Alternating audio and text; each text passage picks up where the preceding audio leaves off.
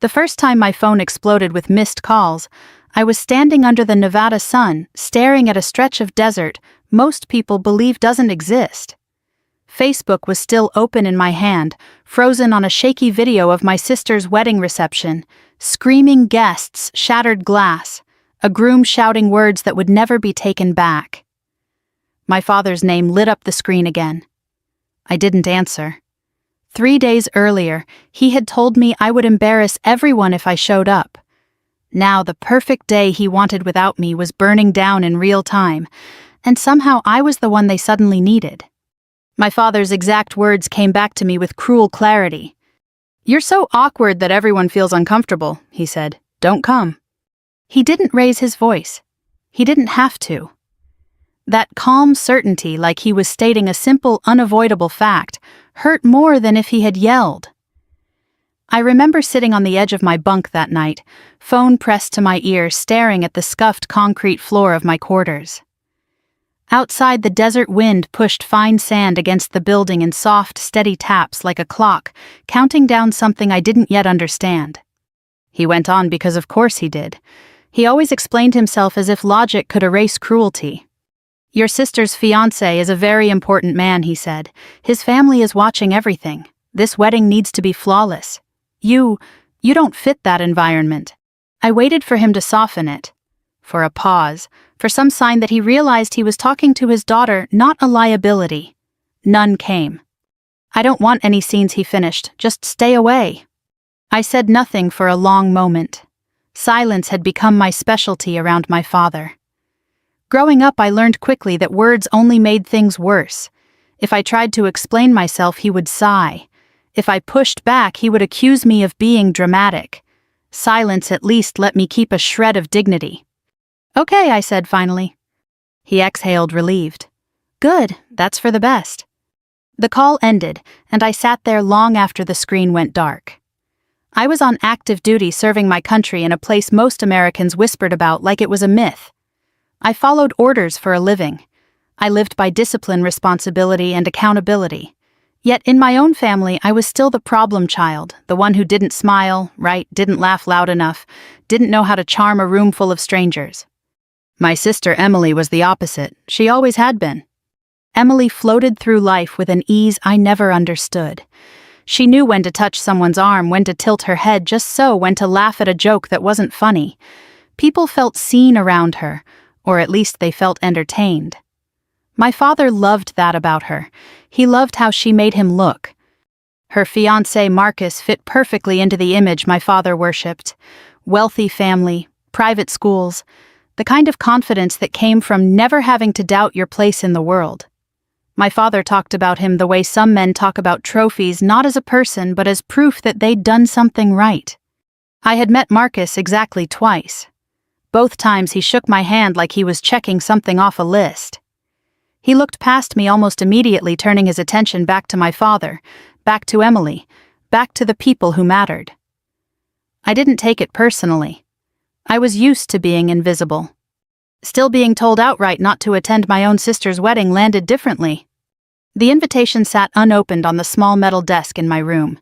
Cream-colored envelope, gold lettering. I hadn't even bothered tearing it open. What was the point? I already knew where I stood. The irony wasn't lost on me. I could handle classified material, manage pressure, and function in high-stakes environments without flinching. But put me in a ballroom with strangers in expensive clothes, and suddenly I was an embarrassment. The decision not to go didn't feel dramatic. It felt inevitable. Instead of requesting leave or booking a flight home, I confirmed my return to base. Area 51 wasn't glamorous. It was quiet, controlled, and brutally honest. Out there, no one cared how charming you were. You did your job, or you didn't. Your worth was measured in competence, not appearances. The day before the wedding, my father sent one more message. "Don't do anything stupid, don't show up." I stared at the text for a long time. Then I set my phone face down and went back to packing my gear. If he wanted me gone, I would be gone completely. The morning of the wedding dawned clear and mercilessly bright. The Nevada desert has a way of stripping things down to their essence. No lush distractions, no soft edges, just sky, sand, and heat. I liked that about it. It didn't pretend to be something it wasn't. I went through my routine like any other day, boots, uniform, coffee that tasted faintly burned. As I walked across the base, the sun already climbing, I felt a strange calm settle over me. Somewhere in the back of my mind, I knew my sister was getting ready. Hair makeup photographers buzzing around her. My father probably pacing, rehearsing conversations with Marcus's family, making sure every detail reflected well on him. And I wasn't there. For the first time, that didn't feel like a failure. It felt like relief. I took a break mid-morning and wandered along a familiar path near the perimeter, the desert stretching endlessly beyond the fence. I pulled out my phone more out of habit than curiosity. I told myself I was just killing time. That's when I opened Facebook. At first, it was exactly what I expected. Photos of flowers, smiling faces, Emily in white glowing. My father standing tall beside her chest, out pride written all over his face. I almost closed the app. Then I saw the video. It wasn't polished. It wasn't framed carefully. Someone had hit record in a panic. The camera shook, voices, overlapping tension crackling through the screen. I recognized the reception hall immediately, crystal chandeliers, linen-draped tables, everything my father had insisted be perfect. Marcus's voice cut through the noise, sharp and ugly. And in that instant, standing under the endless desert sky, I felt something shift. A tightness in my chest I hadn't noticed before loosened, replaced by a cold, sinking certainty. I whispered to myself, barely audible over the wind. "What did you do?" My phone vibrated in my hand. "Dad calling." I didn't answer. I didn't answer my father's call. Not the first one, not the second. I slipped my phone into my pocket as if that small act could keep the chaos contained. Out here beyond the perimeter fence, the desert didn't care about weddings or reputations. It didn't care who had embarrassed whom. The wind moved across the sand the same way it always did, indifferent, relentless. I finished my shift on autopilot. My body knew what to do even when my mind was somewhere else. Checklists, procedures, quiet professionalism. A few people nodded at me in passing. No one asked questions. No one expected explanations. That more than anything reminded me why I'd chosen this life. By late afternoon, the sun had turned brutal, flattening the world into sharp lines and blinding light. I found a shaded bench near one of the administrative buildings and finally pulled my phone back out. I had 12 missed calls. 8 from my father, 2 from my stepmother, 1 from Emily, 1 from a number I didn't recognize. I opened Emily's message first. "Please call me, something's wrong." No apology. No acknowledgement of the fact that she'd gone along with my exclusion. Just fear bleeding through the screen. I stared at her words for a long time, feeling a familiar tug of responsibility rise in my chest. It was the same feeling I'd had my entire life, the instinct to step in, smooth things over, make things easier for everyone else. I closed the message without responding. The number I didn't recognize left a voicemail. I didn't listen to it yet. I already knew what it would say. The wedding had imploded, and suddenly I wasn't an inconvenience anymore. I was a resource. As the evening cooled, I walked back toward my quarters. The sky burned orange and purple, the kind of sunset people pay thousands of dollars to photograph. I'd always found it ironic that something so beautiful could exist in a place most people associated with secrecy and fear. But that was the truth of it. Appearances were rarely the whole story. I showered, changed into civilian clothes, and sat on my bed with my back against the wall. Only then did I let myself replay the video in my head. Marcus's voice. The way it had sliced through the room. The look on my father's face, something between fury and disbelief. I hadn't seen the whole thing, not yet, but I'd seen enough to know this wasn't a minor hiccup. This was a rupture. My phone buzzed again. Emily this time. I let it ring out. I hated myself a little for that. But I also knew if I answered, I would slide back into old patterns. I would listen. I would absorb. I would rush in without being asked why I had been pushed out in the first place. Instead, I opened the voicemail from the unknown number. Is this Sarah?" A man asked, his voice tight.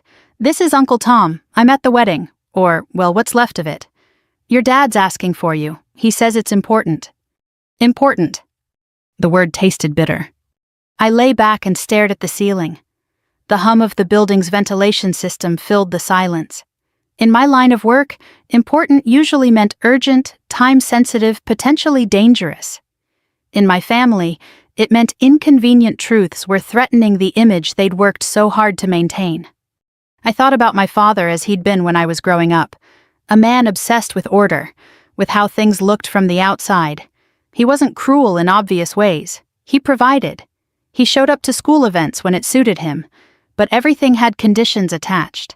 Approval was transactional. Love was something you earned by behaving correctly. Emily learned that early. She became exactly what he wanted. I didn't.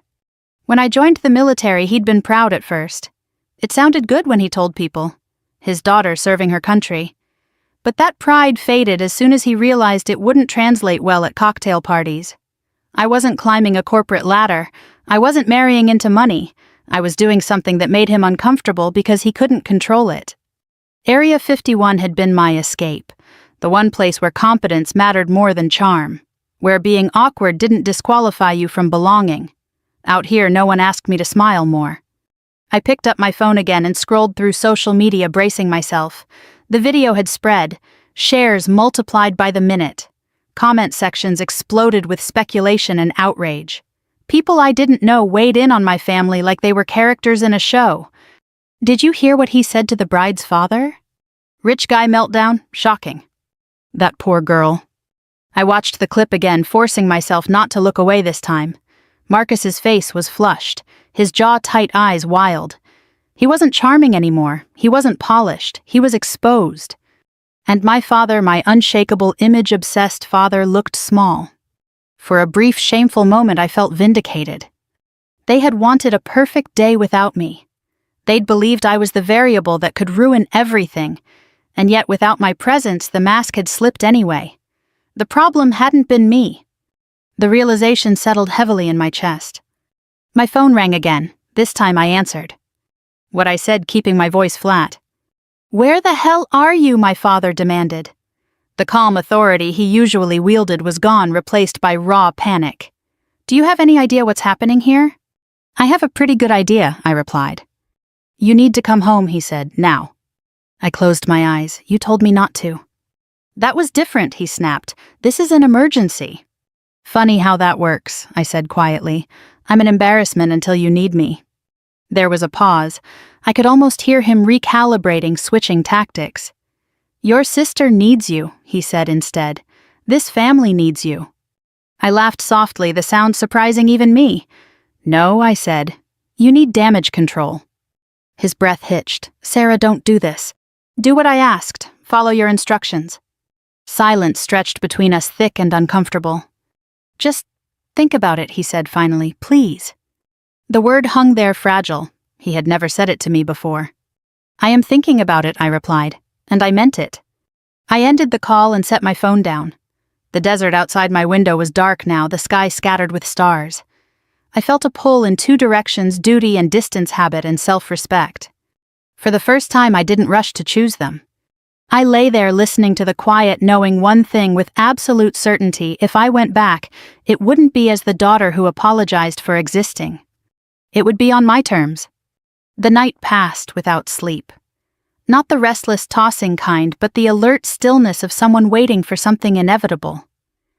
I lay on my bunk, staring at the faint outline of the ceiling, listening to the low hum of the bass, settling into its nighttime rhythm. Somewhere in the distance, a vehicle moved. A door closed. Then quiet again. The kind of quiet that gives your thoughts too much room to stretch. Morning came pale and sharp. The desert doesn't ease you into the day. It throws the sun at you and expects you to adjust. I dressed, tied my boots, and went through the motions. Coffee, check-in. A nod here, a brief exchange there. I caught my reflection in a window as I passed, composed, controlled, exactly as I was trained to be. No one could see the small fracture running through me. It was my sister's wedding day. I didn't say that out loud. I didn't need to. The thought sat in my chest like a weight I had learned to carry quietly.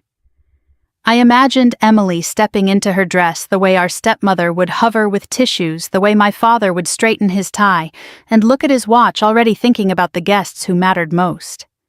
I wondered if Emily had noticed my empty seat in her mind yet, or if the noise around her was too loud. By mid-morning, my phone had gone silent. The calls had stopped. That worried me more than the ringing ever had. Silence in my family usually meant decisions were being made without me. I took my break near the edge of the base where the land flattened into something that looked endless. The fence cut a clean line across the horizon. Beyond it, the desert shimmered in the heat. I'd always liked this spot. It reminded me that there were boundaries I couldn't cross and others I no longer had to. I sat on a low concrete barrier and let the sun soak into my shoulders.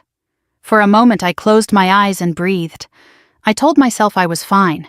I told myself I had chosen this. Both things were true, and neither made it easier. Out of habit more than curiosity, I checked my phone. There were new notifications. Not calls this time, tags, messages. A flood of activity that hadn't been there an hour earlier. I opened Facebook expecting more polished wedding photos, maybe a carefully worded statement about a private family matter. Instead, I saw chaos. The first video loaded slowly, the desert's weak signal stretching each second thin. The image sharpened just as a voice cut through the noise, angry, loud, unmistakably Marcus.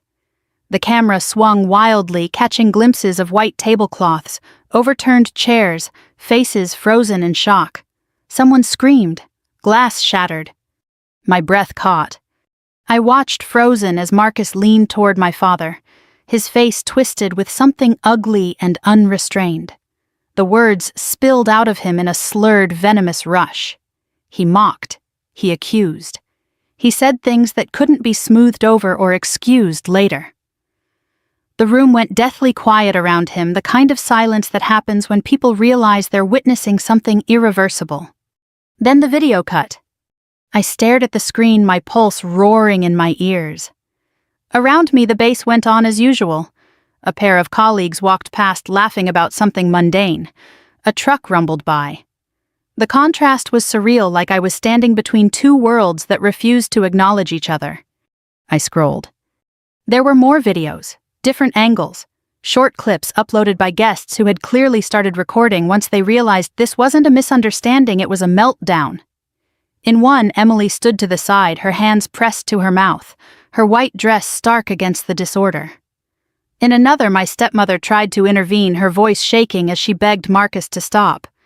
And in every single one, my father stood rigid, his face flushed, his jaw set. The man who prided himself on control had lost it completely, not because he was shouting, but because he couldn't stop what was happening. Comments poured in faster than I could read them. What did I just watch? This is insane. That poor bride. He just destroyed his own wedding. I swallowed hard. My phone felt heavy in my hand, like it was pulling me down with it. I watched one clip again, forcing myself to take it all in. This was real. This was happening. And I was watching it unfold from a place I had been told to stay. A message popped up from Emily. He's not himself, I'm scared. My chest tightened. Fear, real fear, threaded through her words. For all her ease and charm, Emily had never been good at handling chaos. She thrived in controlled environments, in rooms where everyone smiled and followed the script. This was something else entirely. I typed a response, then erased it, typed again, stopped. Another message arrived, this one from my father. Call me now. I looked up from my phone at the desert stretching endlessly beyond the fence.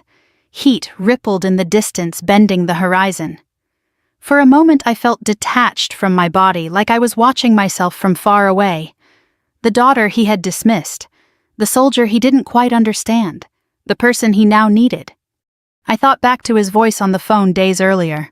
Don't come, you'll embarrass everyone. A bitter thought surfaced, uninvited and sharp.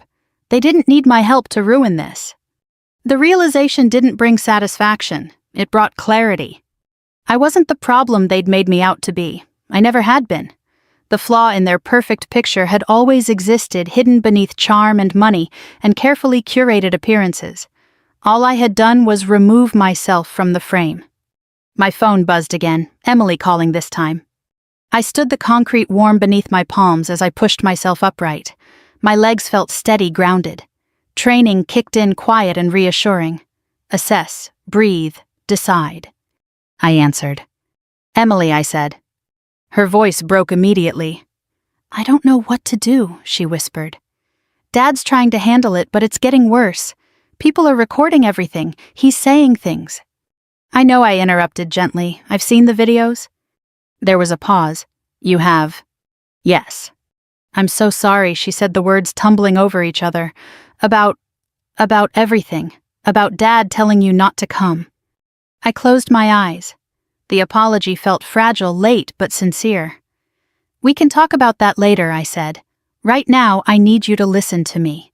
She sniffed. Okay. Are you somewhere safe? Yes, I'm with Aunt Laura. Good, I said. Stay there. Don't go anywhere alone, and don't talk to Marcus. He keeps texting, she admitted. Don't respond, I said firmly. Not yet. I heard my own voice then, steady, authoritative, the voice I used on base when things went sideways. It didn't waver. It didn't apologize. Emily clung to it like a lifeline. When the call ended, I lowered my phone slowly. The desert air felt thicker, charged with something I couldn't name yet. I knew this moment mattered. That whatever came next would change things permanently. I hadn't planned to be part of my sister's wedding day at all. But from a quiet stretch of sand inside a place most people weren't supposed to know about, I realized I was about to be pulled into it in a way none of us could undo. I stayed where I was long after the call with Emily ended, my phone resting in my palm like a live wire. The desert stretched out in front of me, deceptively calm, as if nothing in the world was unraveling. But inside my head, pieces were already clicking into place, forming a picture I didn't like and couldn't ignore.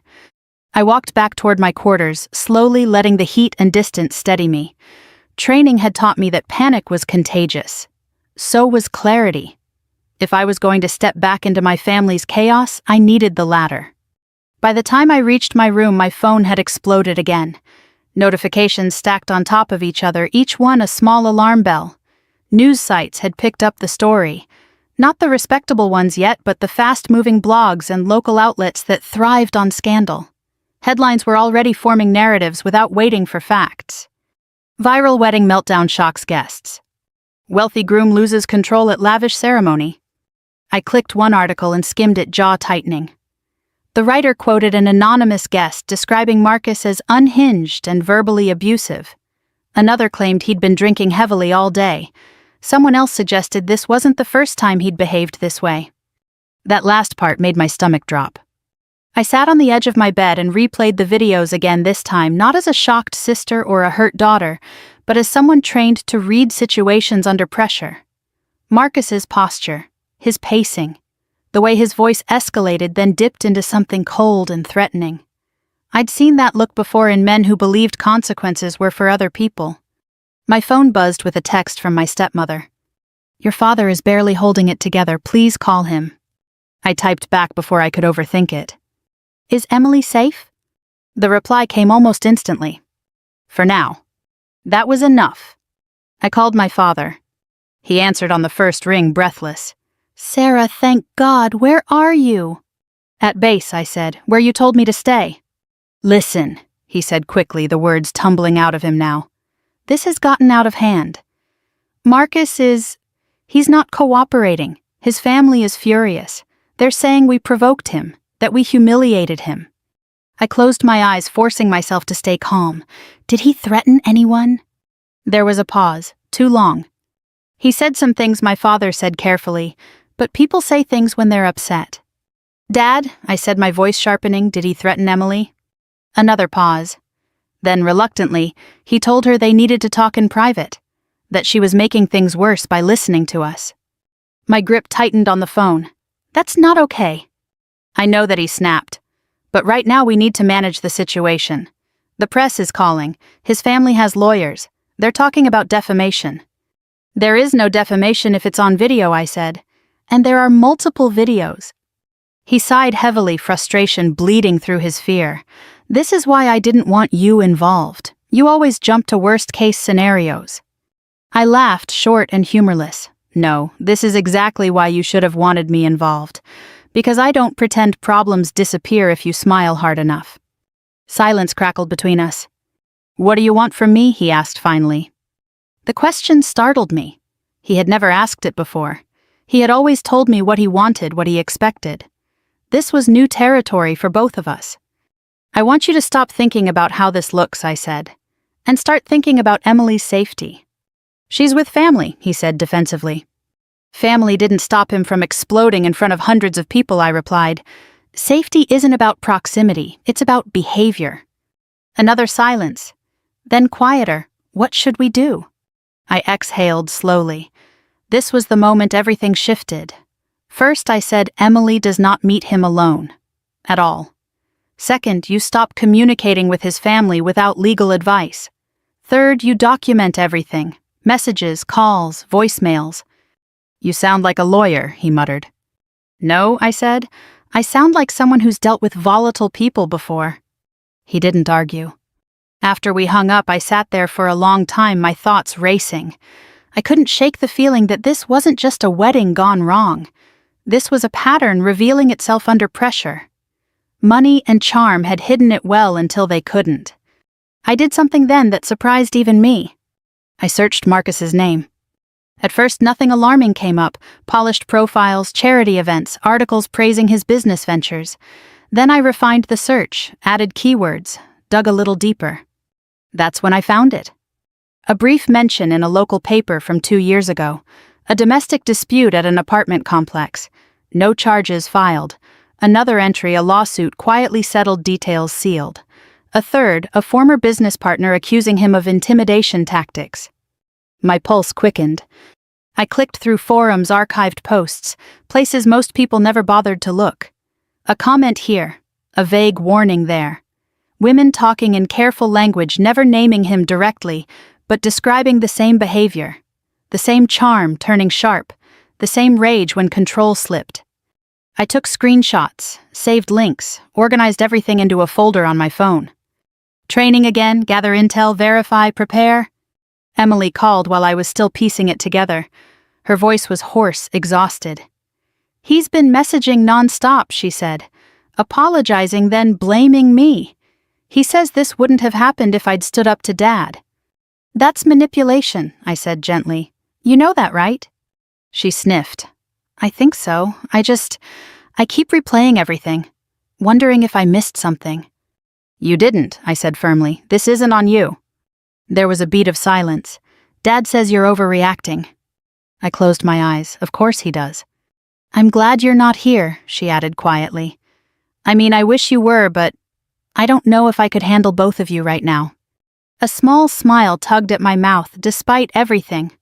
That might be the nicest thing you've ever said to me.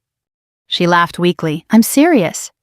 So am I replied. Listen to me. I'm coming home, but not tonight, and not to play happy family. Her breath hitched. Okay. Until I get there, do exactly what I said. Stay with people. Don't respond to him. Save everything. I will. When the call ended, I leaned back and stared at the ceiling again. The hum of the ventilation system felt louder now, like the base itself was listening. I hadn't planned to go home. Not like this. Not ever, maybe. But the pieces were too clear now. This wasn't about a wedding anymore. It was about truth breaking through a carefully constructed illusion. About a man my father had trusted because he looked right, said the right things, came from the right world. And about the daughter he'd dismissed because she didn't. I opened my calendar and checked flight availability. The earliest one would get me home the next evening. It wasn't cheap. I booked it anyway. As the confirmation email came through, I felt something settle in my chest. Not fear, not anger, but resolve. I was going back. Not as the awkward daughter who needed to be managed, but as the one who saw what was really happening and refused to look away. The airport felt unreal, like a liminal space where time thinned and emotions dulled just enough to be bearable. I moved through security on muscle memory shoes, on bag-zipped eyes forward. No one there knew why my jaw was set so tight or why my phone never left my hand. To them, I was just another traveler with a one-way urgency and a face that said, "Don't ask questions." On the plane, I took the window seat and watched Nevada recede into rust and bone. Somewhere below the base, folded back into secrecy, doing what it always did, holding still while the rest of the world made noise. I closed my eyes as the engines roared, the vibration pressing into my ribs like a reminder to breathe. My phone buzzed as soon as we leveled off. "Dad, where are you?" I didn't answer. I wasn't ready to give him coordinates. I needed the distance to do its work first. Emily texted a minute later. "Emily, he showed up at the house. Mom wouldn't let him in.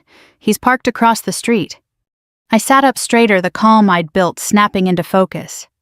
This was the escalation I'd been waiting for. Me, is he alone? Emily, yes. He keeps texting. He says he just wants to talk. Me, don't engage. Call the police if he doesn't leave. I mean it.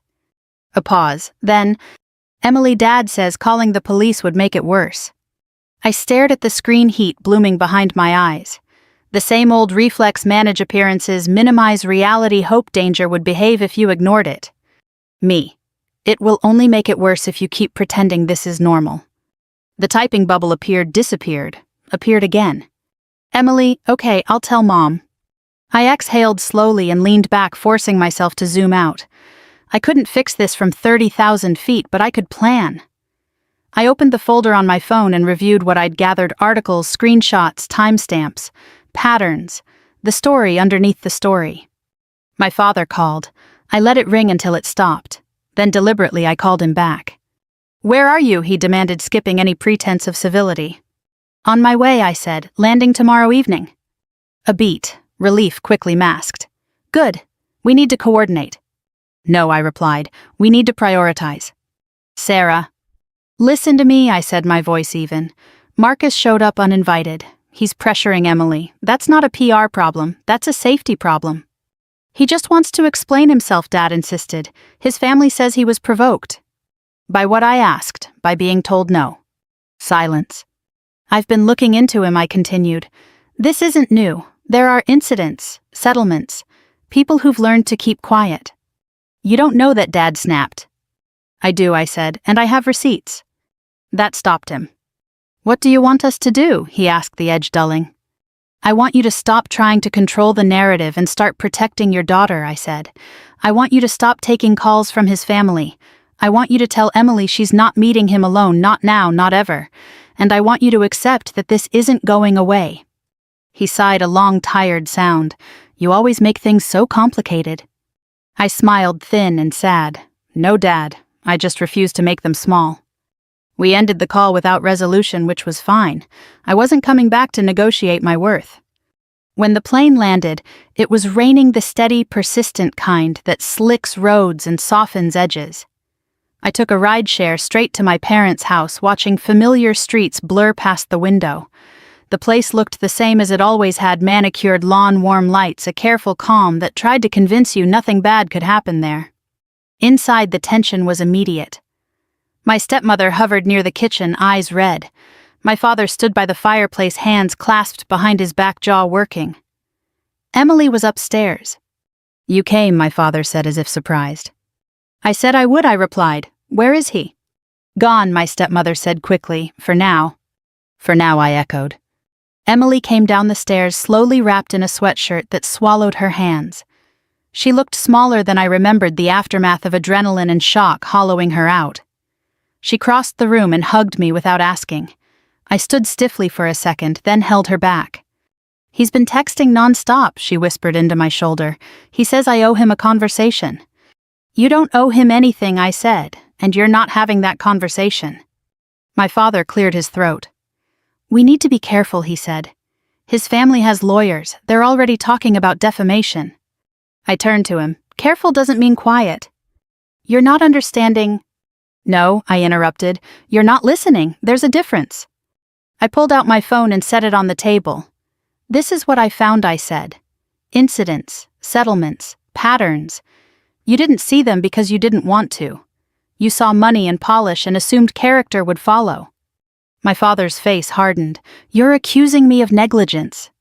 "I'm accusing you of choosing optics over reality," I said, "and it almost cost Emily." Emily stared at the table, tears slipping free. "Dad," she said softly, "he scares me." That did it. My father's shoulders sagged, the fight draining out of him. He looked older in that moment than I'd ever seen him. "What do you want to do?" he asked her. She looked at me. "I want it to stop," she said. "I want him away from me." "Then we document," I said. "We set boundaries. We involve professionals who don't care about his last name. My stepmother nodded resolute. I'll call a lawyer. Good, I said. And we call the police if he comes back. My father hesitated, then nodded once. Okay. It wasn't an apology. It wasn't accountability, but it was movement. That night, I slept on the couch, my phone charging on the coffee table. I dreamed of desert skies and rain-soaked streets of lines finally crossing where they needed to. When I woke, the house was quiet, the kind of quiet that follows a decision. I sat up stretched and checked my messages. None from Marcus, not yet.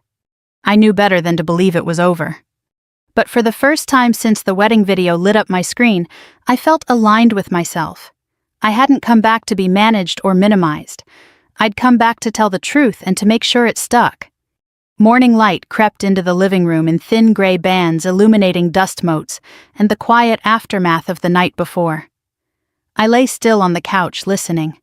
The house sounded different when it wasn't trying to impress anyone. No clatter of preparation, no forced cheer.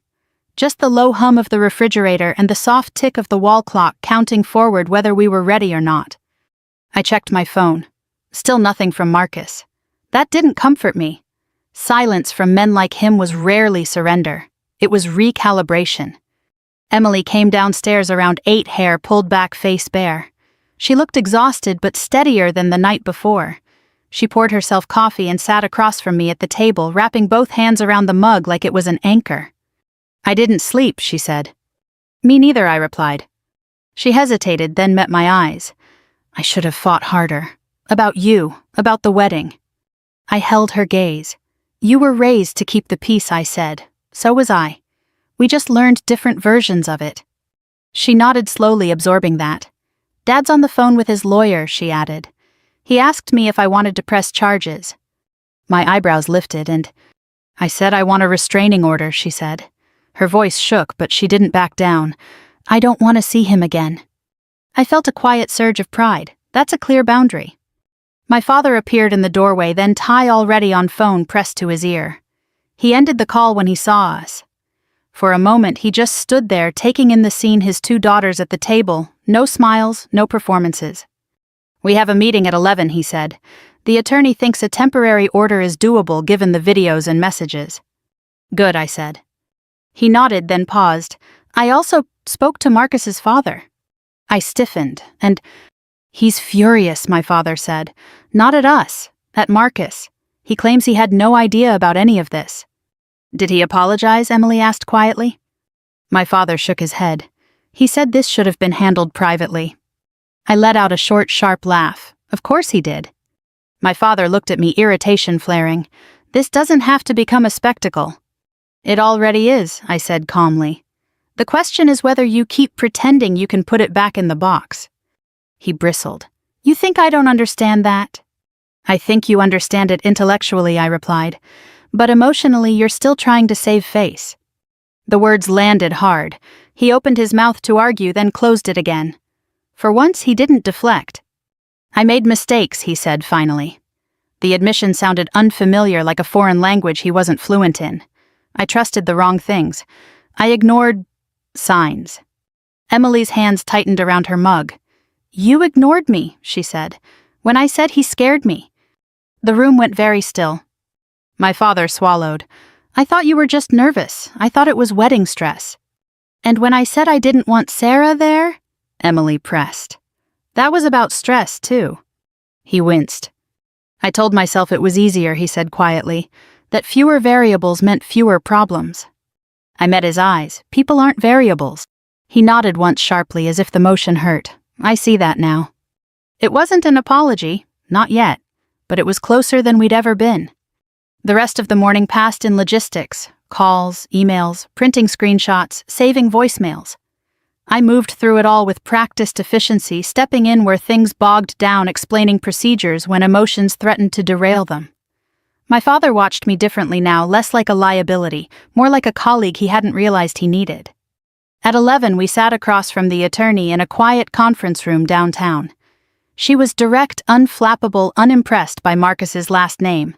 She asked Emily questions and listened without interrupting. When Emily faltered, she waited. This is coercive behavior, the attorney said matter-of-factly. The public incident strengthens your case. So do the messages. My father leaned back in his chair, the weight of it all pressing into him. What about retaliation, he asked. His family has resources. They also have reputations, she replied, and this is not a fight they want in public. I watched my father absorb that. It was the first time someone had spoken his language, power, and consequence without flinching. By mid-afternoon, the paperwork was filed, temporary order requested, documentation submitted, a line drawn where there hadn't been one before. On the way home, my father drove in silence. Rain streaked the windshield, blurring the world beyond it. At a red light, he spoke. You didn't have to come back, he said, after what I said. No, I agreed, I didn't. Why did you? He asked. I considered the question. Because Emily asked for help, I said.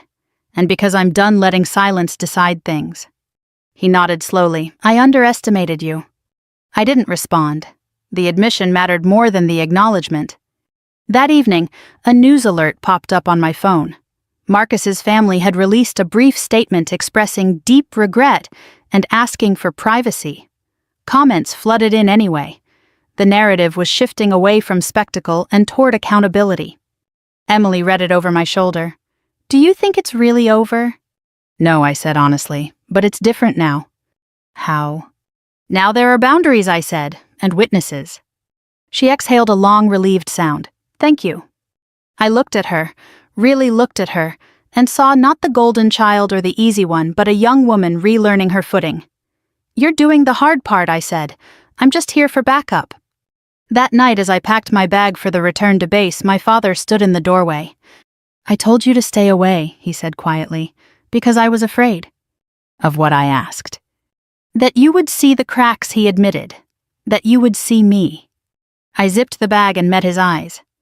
I see you, I said. Now you have to decide what you're going to do with that. He nodded once, a small decisive motion. I left the next morning before dawn. As the car pulled away, I felt the familiar calm settle in. I wasn't running, I wasn't hiding. I was returning to where I belonged, having finally claimed the right to do so on my own terms. I was back at base when the temporary restraining order was approved. The email came through just after sunrise, the desert sky still pale and undecided. I read it twice to make sure I wasn't imagining the words.